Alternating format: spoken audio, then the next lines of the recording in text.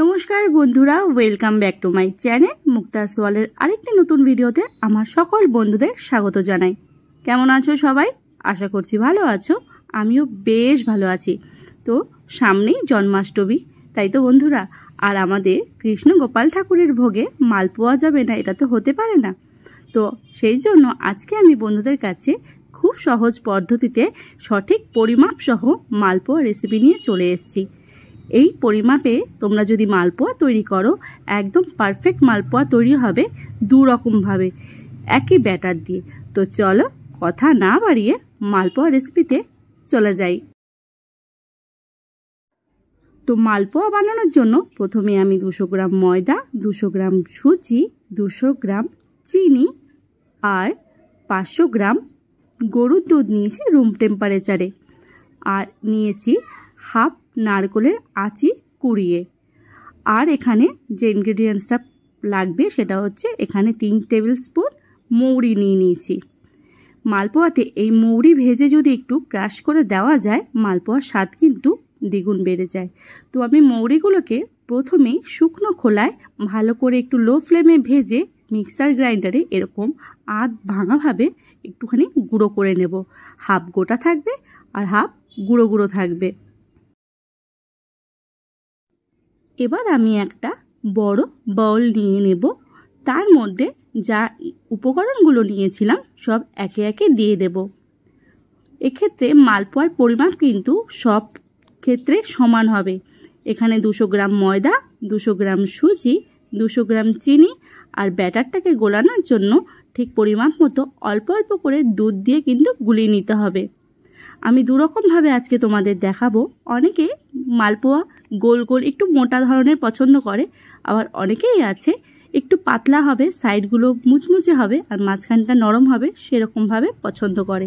তো আমি আজকে একই ব্যাটারে দুরকমভাবেই মালপোয়া তোমাদের তৈরি করা শিখিয়ে দেব। তো প্রথমে সমস্ত ইনগ্রেডিয়েন্টসগুলো দিয়ে হাতের সাহায্যেই একটুখানি ভালো করে মেখে নিচ্ছি। এখানে হাত ইউজ করলে এই ব্যাটারটা কিন্তু খুব সুন্দরভাবে হবে, বা তোমরা চাইলে হুইস্কও ইউজ করতে পারো। আমি নারকেল, মৌরি, ময়দা, সুজি, চিনি ভালো করে হাতের সাহায্যে মিশিয়ে অল্প অল্প করে দুধ দিয়ে একটা ঘন ব্যাটার তৈরি করে নেব, ঠিক যেমন বেসনের চপ ভাজার সময় বেসনের ব্যাটারগুলি।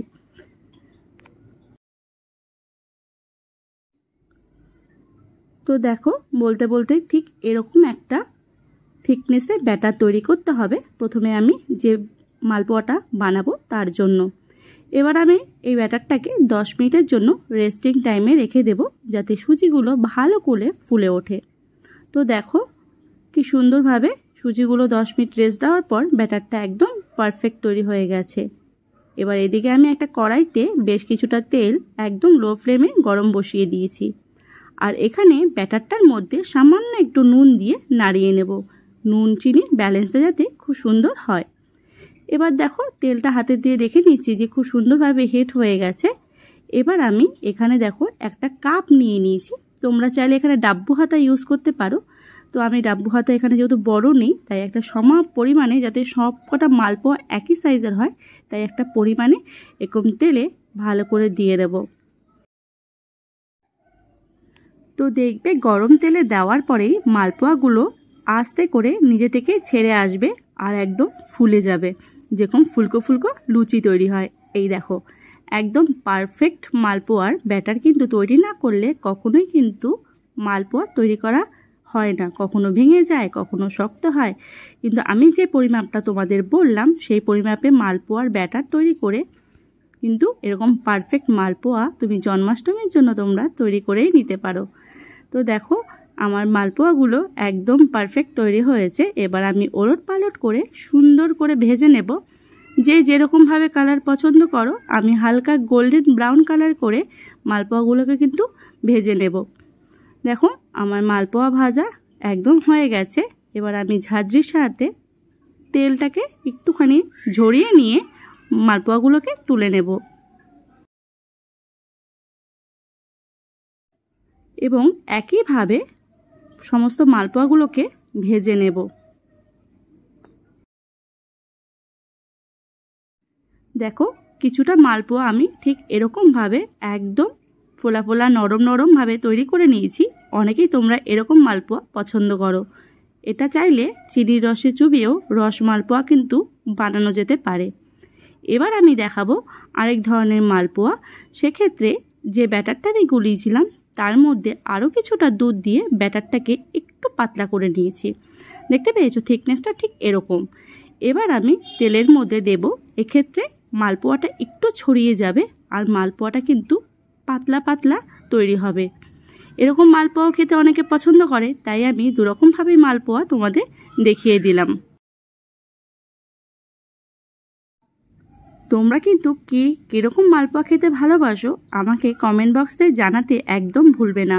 আমি কিন্তু এই মালপোয়াটা খেতে ভালোবাসি। সাইডটা একটু কুড়কুড়ে হবে আর মাঝখানটা নরম থাকবে, খেতে কিন্তু বেশ লাগে।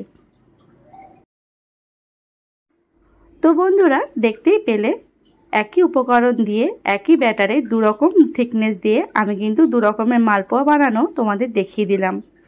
সামনেই জন্মাষ্টমী আসছে, তো কৃষ্ণ ঠাকুর বা গোপাল ঠাকুরের জন্য মালপোয়া কিন্তু তৈরি করতেই হবে। আর আমার এই মালপোয়া রেসিপি তোমাদের কেমন লাগলো অবশ্যই আমাকে কমেন্ট বক্সে জানাতে হবে।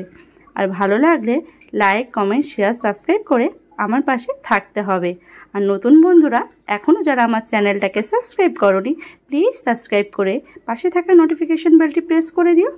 আবারও পরবর্তী কোনো ভিডিও নিয়ে খুব তাড়াতাড়ি চলে আসবো। ততক্ষণ ভালো থেকো, সুস্থ থেকো, সাবধানে থেকো।